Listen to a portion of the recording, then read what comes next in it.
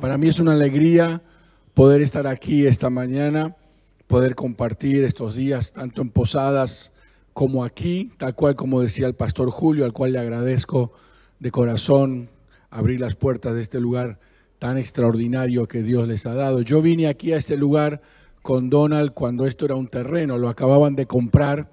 El pastor Donald y yo fuimos compañeros del seminario en Buenos Aires y las vueltas de la vida nos volvió a encontrar en varios lugares, entre ellos Encarnación. Y me acuerdo un día me dice, vení que te voy a mostrar lo que acabamos de comprar. Así que me trajo y esto era obviamente todo un terreno enorme, inmenso. Y ver ahora lo que el Señor les ha dado realmente es una maravilla y les felicito. Y oramos para que esto sea usado cada vez más, para que el reino de Dios se extienda. Amén. Amén. Abra su Biblia en el libro de Lucas, en el Evangelio de Lucas, por favor, capítulo 7. Como usted sabe muy bien, Lucas es uno de los evangelios que cuenta la historia de Jesús. Mateo, Marco, Lucas, Juan son los evangelios que cuentan la historia de Jesús desde distintas perspectivas. A mí me gustan todos, pero me gusta mucho Lucas porque Lucas escribe desde una cosmovisión, desde una forma de ver la vida de Jesús bastante bien distinta a la que escribe Mateo, a la que escribió Marcos y a la que escribió Juan. Lucas no era judío, Lucas no fue discípulo de Jesús como los otros, pero además Lucas era un profesional, era médico. Y por eso es que en el Evangelio de Lucas vos notás con mayor detalle los milagros de Jesús. Porque imagínense si hoy, siglo XXI, es sorprendente para la medicina que un ciego vuelva a ver o que un paralítico vuelva a caminar con todo el avance de la medicina de estos años. Imagínate en esta época. Así que Lucas como médico registraba lo más en el detalle posible las cosas, los extraordinarios milagros, sobre todo los de sanidad de Jesús. Tenemos una compañera que quiere predicar conmigo. Así que por eso es que, entre otras cosas, al Evangelio de Lucas se lo conoce también como el Evangelio de la sanidad.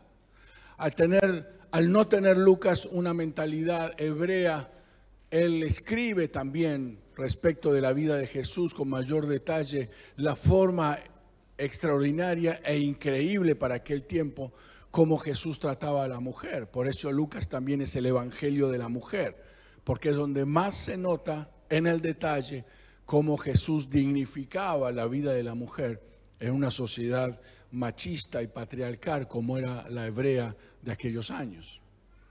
Y es también en el Evangelio de Lucas, donde él escribe con mayor detalle las experiencias de Jesús respecto de la oración. Por eso es que el Evangelio de Lucas también se le llama el Evangelio de la oración.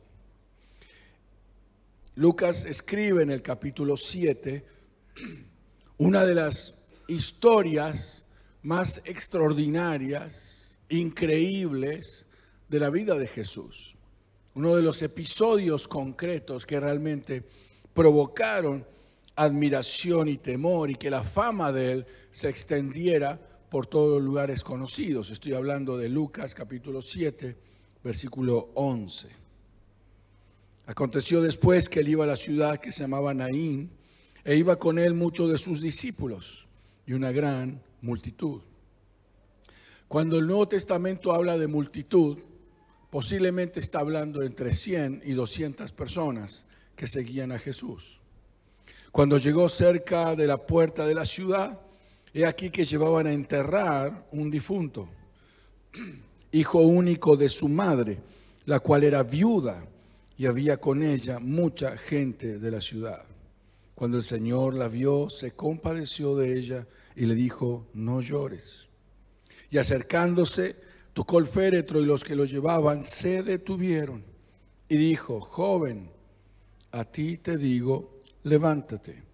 Entonces se incorporó el que había muerto y comenzó a hablar y lo dio a su madre. Y todos tuvieron miedo y glorificaban a Dios diciendo: un gran profeta se ha levantado entre nosotros. Y otros decían: Dios ha visitado a su pueblo. Y se extendió la fama de él por toda Judea y por toda la región de alrededor. Suele pasar que algunos episodios que nosotros leemos en las Escrituras nos cuesta avisorar en forma profunda lo que realmente se está contando allí, por el sencillo hecho de que estamos en el lado occidental del mundo y que algunas costumbres y algunas perspectivas obviamente no pertenecen a nuestra cultura.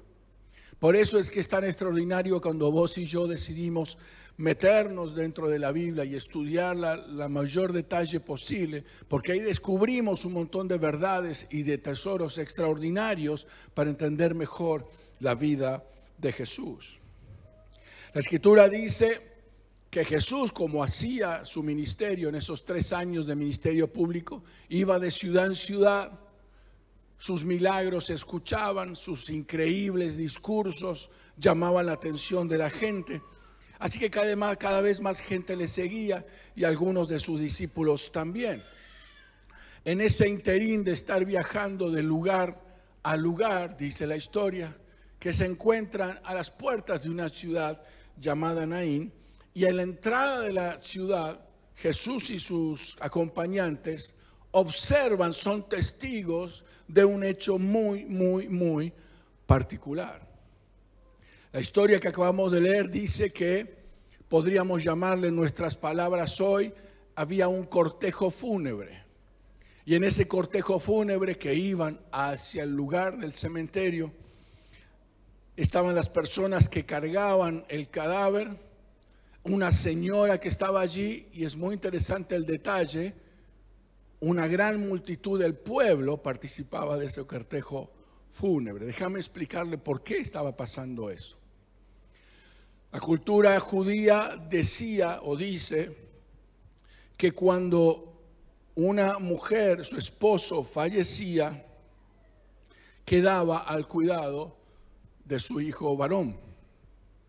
Así que en el momento en que la mujer quedaba viuda y perdía a su compañero de vida, quien le había dignificado, quien le habría cuidado, quien le habría provisto, quien le habría ayudado a formar una familia, cuando esa persona clave en la vida de esa mujer fallecía, para que la mujer no quedara desamparada, la ley hebrea decía: pasa al cuidado de su hijo varón mayor. En este caso era el único hijo. Entonces la mujer casada pierde su sostén espiritual, emocional, material, espiritual, pasa al cuidado de su hijo, pierde su único sostén espiritual, material, emocional. Entonces, la razón por la que una gran multitud del pueblo formaba parte de ese cortejo fúnebre es porque no se sabía qué iba a pasar con esa mujer de ahora en más. Era tan terrible en términos de la cultura de esos años el no destino de la mujer, el no futuro de la mujer, que usemos este espacio aquí, la gente atrás de la mujer estaría pensando: pobre mujer, imaginemos que se llamaba María, pobre María, ¿qué va a ser de ella ahora? Falleció su esposo, quedó al cuidado de su hijo, ahora falleció su hijo, pobre María, ¿qué va a ser de ella? Según la tradición, según la cultura, María tenía 2 o 3 opciones nada más. Una opción era que tuviera o perteneciera o estuviera ligada a una sinagoga más o menos compasiva, de tal forma que la sinagoga le ayudara a ella a seguir adelante, le ayudara con alimentos, con algo de dinero, la protegiera, porque ella quedaba sola. La otra opción era que tuviera algunos otros parientes, sobrinos, primos, etcétera, que efectivamente en términos de la compasión le ayudaran también. Pero la cultura judía también decía que si no había nadie, inmediatamente a la vuelta del cementerio, esta mujer iba a pararse en la puerta de su casa o en la puerta de la ciudad, poner sus manos así y comenzar a mendigar. E iba a vivir como mendiga. Y en ese contexto, una mujer mendiga, uno de sus caminos para sobrevivir era prostituirse. Era parte de la cultura. Así que imagínate vos, por esto es que gran parte del pueblo iba detrás de ella. Esta situación terrible, este no futuro respecto de la vida de esta mujer. La caravana era una caravana como caravana de la muerte.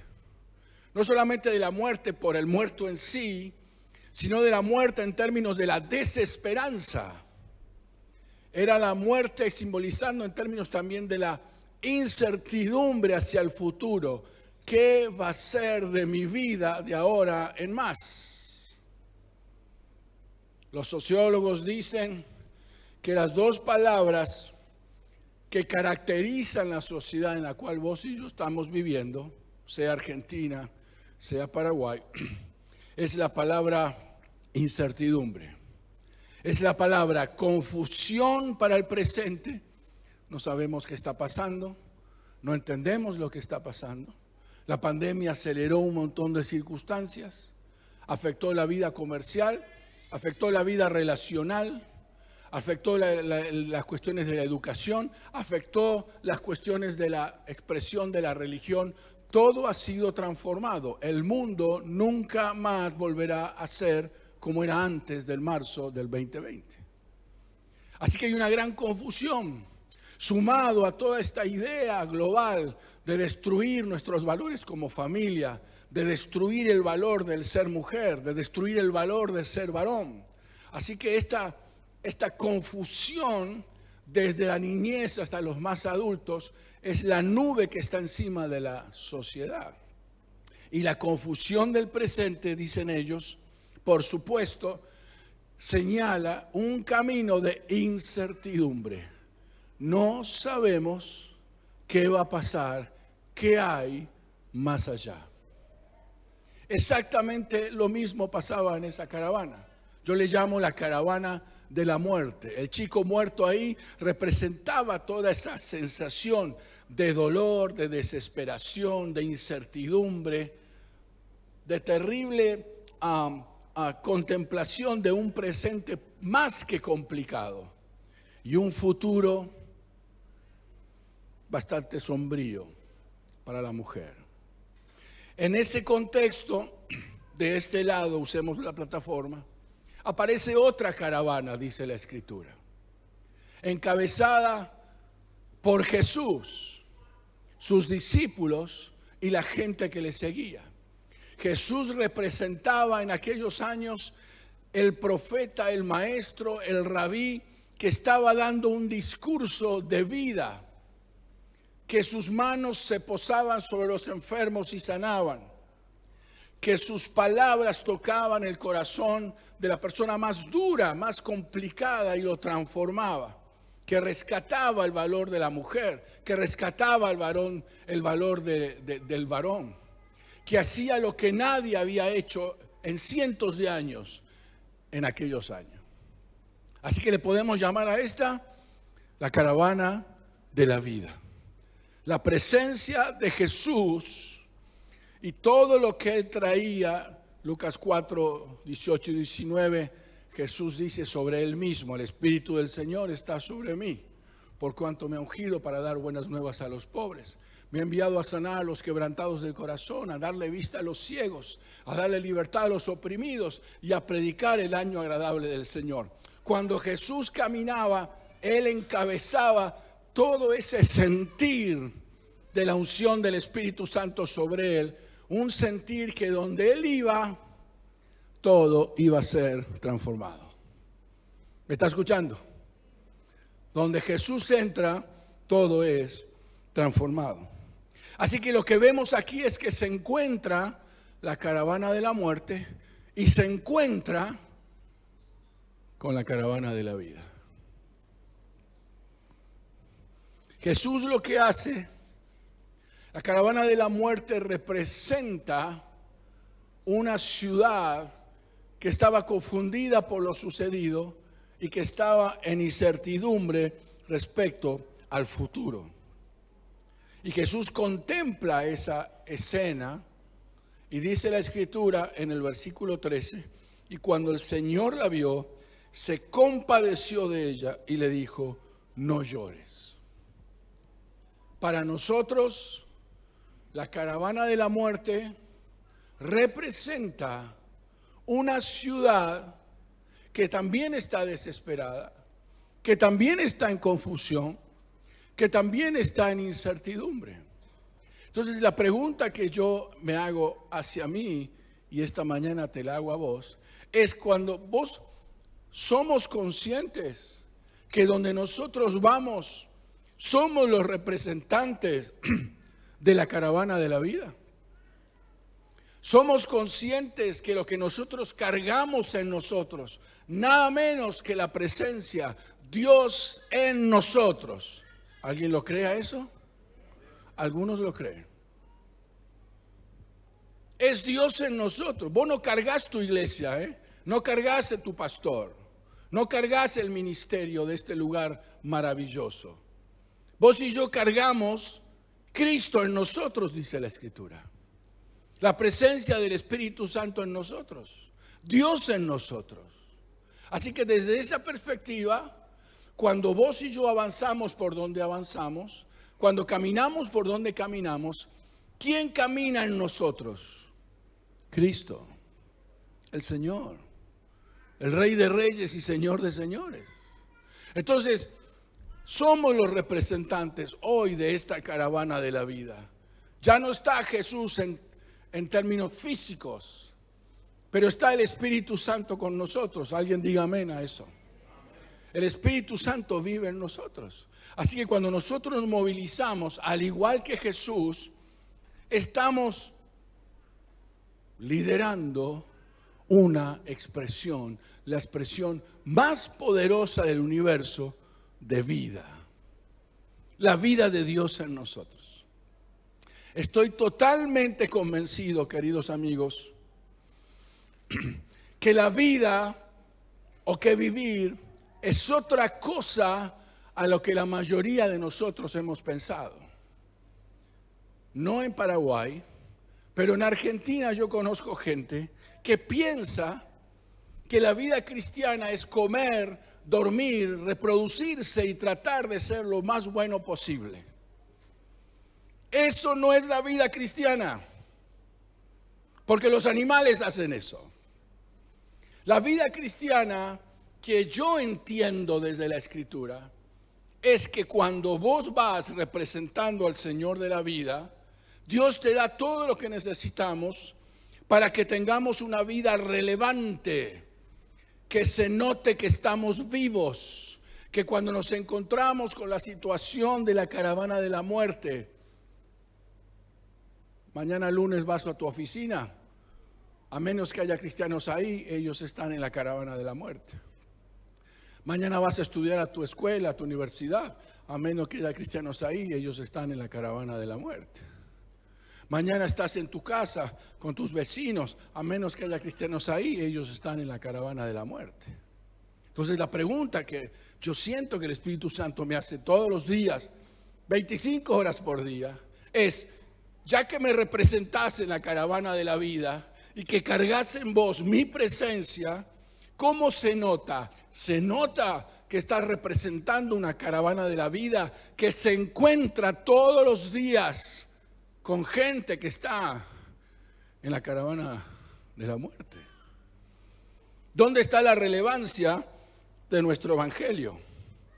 ¿Qué es lo que produce el contacto para que la situación de ellos sea transformada? Amigos queridos, lo que ves de tu ciudad también es tu responsabilidad.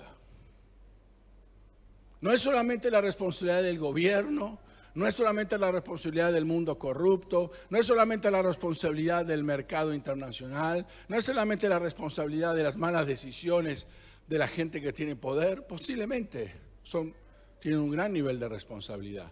Pero en términos de quién representamos, ni el gobierno, ni los poderosos, ni la gente del mercado, ni la gente más intelectual del mundo puede hacer lo que vos podés hacer si representás al Señor de la vida todos los días. Lo que sucede en tu ciudad también es tu responsabilidad. Vos podés ser la esperanza que tu ciudad necesita. Escuchar a mis hermanos de Nepal,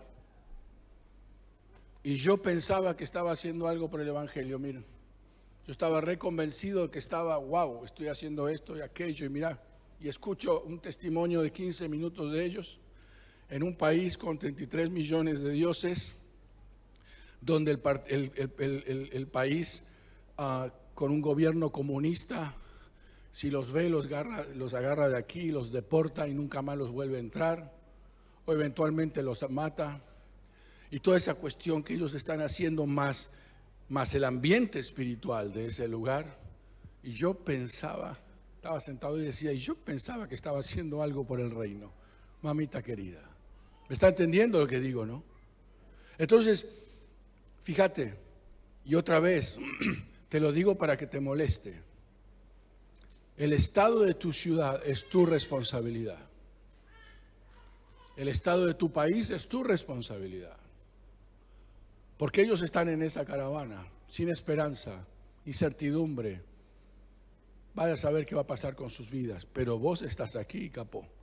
Y estamos representando otra cosa totalmente diferente.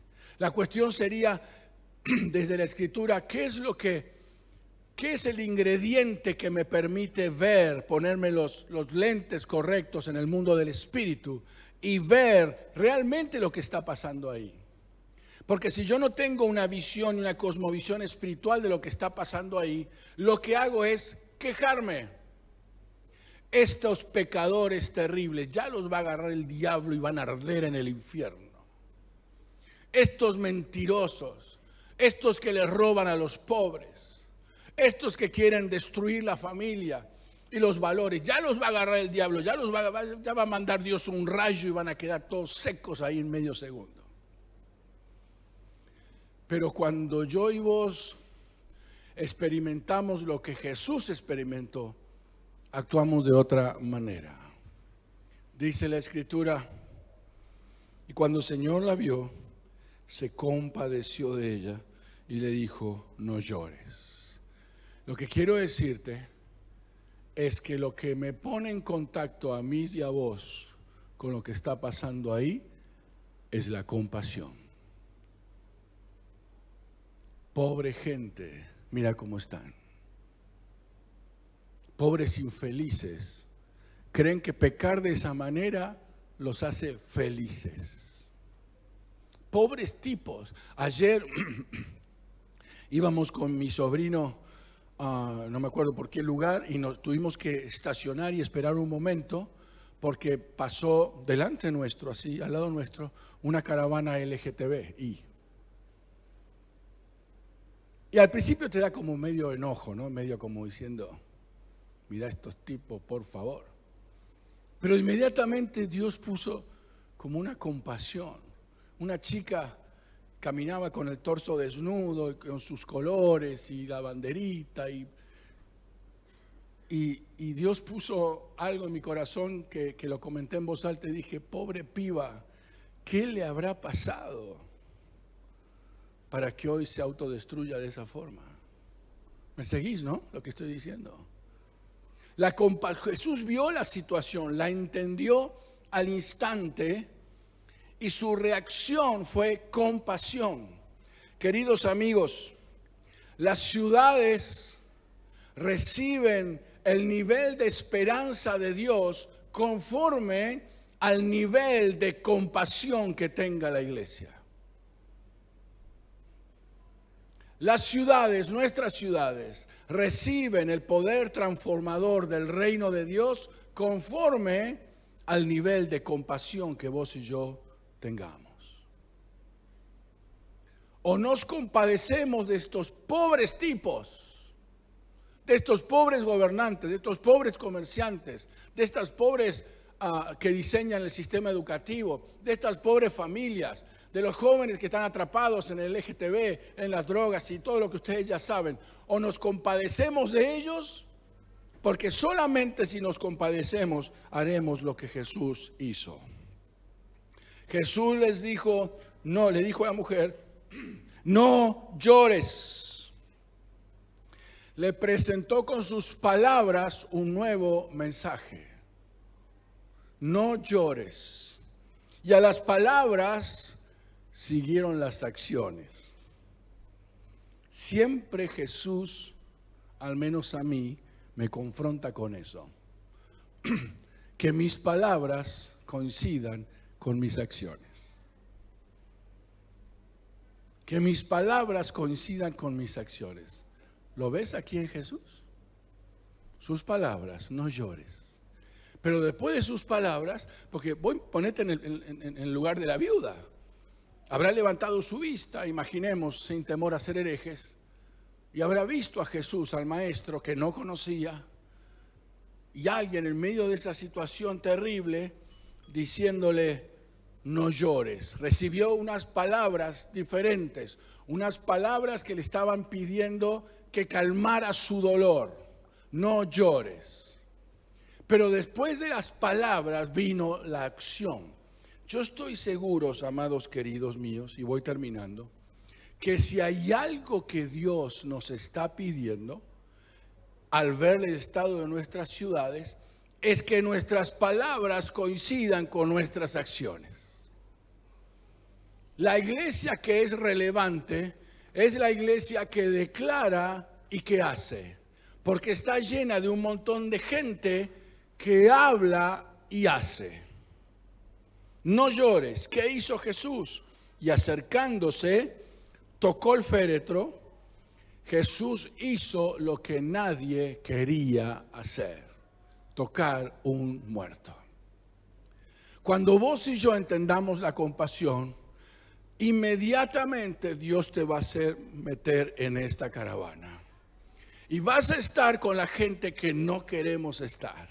Vas a tener que tocar varios muertos. Vas a tener que escuchar un montón de palabras desubicadas. Vas a tener que sentir el mal olor de la gente, el olor del pecado.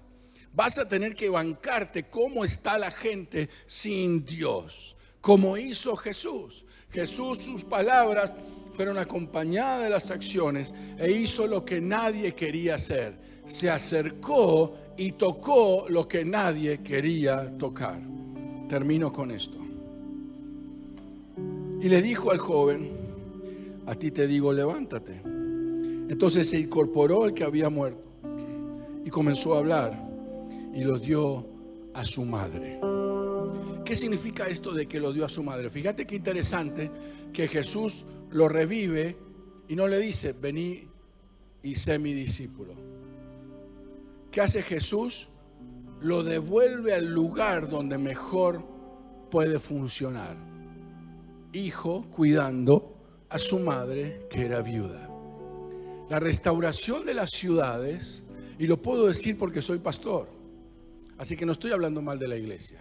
La restauración de las ciudades no es porque la gente venga a la iglesia. La restauración de las ciudades es que nosotros vamos en la caravana de la vida, nos animemos a hacer lo que nadie quiere hacer, y una vez que el efecto y el poder del reino de Dios transforma la situación, le decimos a la ciudad, este era alguien que robaba, ahora no roba más porque Dios le ha cambiado. Toma ciudad, te doy un hombre que ha dejado de robar. Este era un chico que se drogaba, el evangelio lo tocó, ahora este chico no se droga más. Toma ciudad, te devuelvo un hijo de tu ciudad que no se droga más. ¿Me está entendiendo lo que estoy diciendo? Y muy probablemente, como consecuencia de eso, estas sillas vacías van a ser llenadas. Pero el objetivo del Evangelio no es llenar las sillas, sino transformar la vida de las personas en lugares donde viven. Termino de verdad con esto, aunque ya lo dije 3 veces. Para mí el desafío, ¿cuál es? Número 1, que mis palabras coincidan con mis acciones. Si hay algo que el mundo está cansado de la cristiandad, es que los cristianos hablemos y no hagamos nada. Están cansados ya no nos creen más, al menos en Argentina.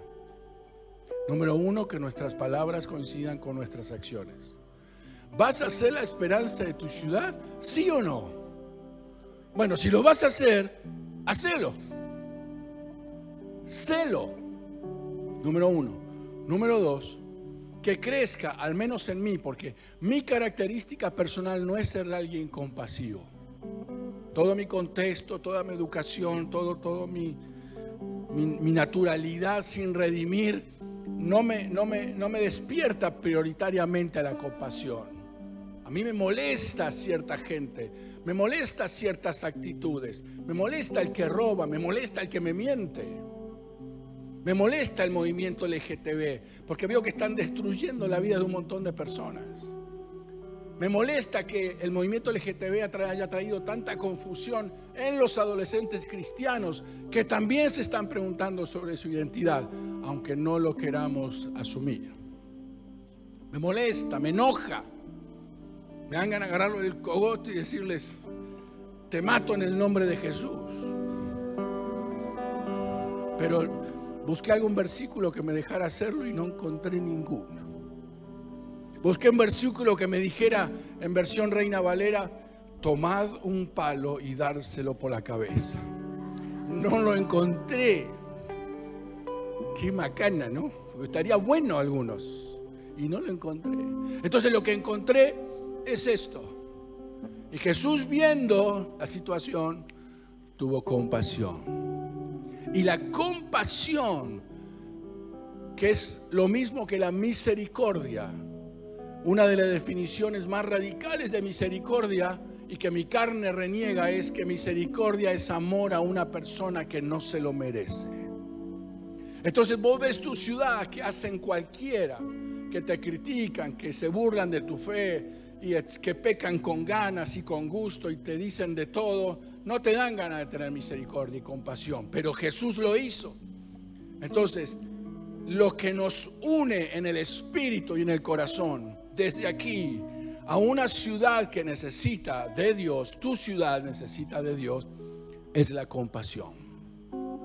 Y lo que va a provocar que vos y yo en Argentina es el país que Dios me ha pedido que haga algo. Vos vivís acá y sos paraguayo, te puedo asegurar que Paraguay es el país que algún día vas a estar delante y te va a decir: todo bien con esto. Ahora, contame de Paraguay, contame qué hiciste. Te lo puedo asegurar. Entonces es la compasión lo que me va a motivar para hacer lo que tengo que hacer. ¿Qué vamos a orar esta mañana? Le vamos a pedir a Dios, si vos querés, que suba nuestro nivel de compasión. ¿Están de acuerdo conmigo? Pónganse de pie, por favor.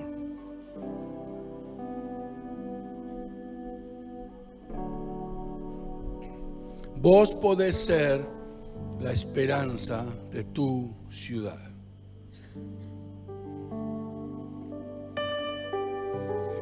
Te pido que cierres tus ojos donde estás, por favor. Los que predicamos siempre hacemos llamados y decimos: vení a recibir del Señor, que Dios te llene de poder, que Dios te llene de sabiduría. Y está bueno porque la necesitamos.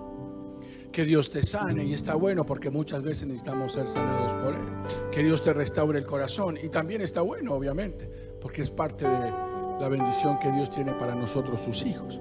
Pero lo que yo quiero ministrar hoy, ahora al final en la oración, yo quiero darte no darte yo, sino pedirle a Dios que te dé una unción que te va a molestar, que la carne quiere rechazar, Porque nosotros estamos dispuestos a decir, bueno, pero no es mi problema, yo hago lo que hago, pero eso no es para eso están los pastores, los misioneros, no es lo mío. ¿Sabes que la unción molesta? Alguna gente cree que la unción es para volar por el aire y echar fuego por la boca. Pero eso no es la unción. La unción molesta porque la unción permanentemente lucha contra nuestra carne. Cierra tus ojos donde estás y te pregunto ahora para orar y finalizar mi parte. ¿Estás dispuesto a que Dios haga de una forma o de otra? Yo no lo sé, yo no soy Dios. Pero de una forma u otra, que lo que Dios provoque en vos es que suba tu nivel de misericordia, de compasión. Te lo digo por cuarta vez, el estado de tu ciudad es tu responsabilidad. Si estás dispuesto, levanta tu mano al cielo y yo voy a pedirle al Señor que te bendiga. Levantamos nuestras manos al cielo, Padre, para pedirte algo que necesitamos, que es que suba el nivel de la compasión que sentimos por nuestra ciudad, por las familias de nuestra ciudad, por los jóvenes de nuestra ciudad, por los niños de nuestra ciudad. Aún compasión por los gobernantes, por los que roban, por el mercado, por los que no te conocen. Compasión, misericordia. Aún hay gente que no me gustaría tenerle misericordia, pero vos me pedís que la tenga, porque ese es el reino de Dios. Entonces levantamos nuestras manos al cielo y decimos, Padre, esta mañana, podés repetir en voz alta después de mí, Padre, esta mañana yo decido que vos derrames sobre mi vida un nivel mayor de compasión por el que no te conoce, por el que está caminando hoy en la caravana de la muerte. Ayúdame, Espíritu Santo, guíame en la forma que vos quieras para impartir vida de Dios a lo que está muerto en mi ciudad. Decí en voz alta después de mí, yo quiero ser. En voz alta después de mí, yo quiero ser la esperanza para mi ciudad. En el nombre de Jesús. Amén. Amén. El Señor les bendiga. Amén.